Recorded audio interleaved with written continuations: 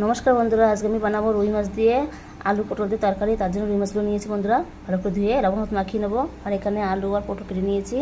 আলুটাকে হালকা সেদ্ধ করে নেবো আর পটলটা ভেজে নেবো।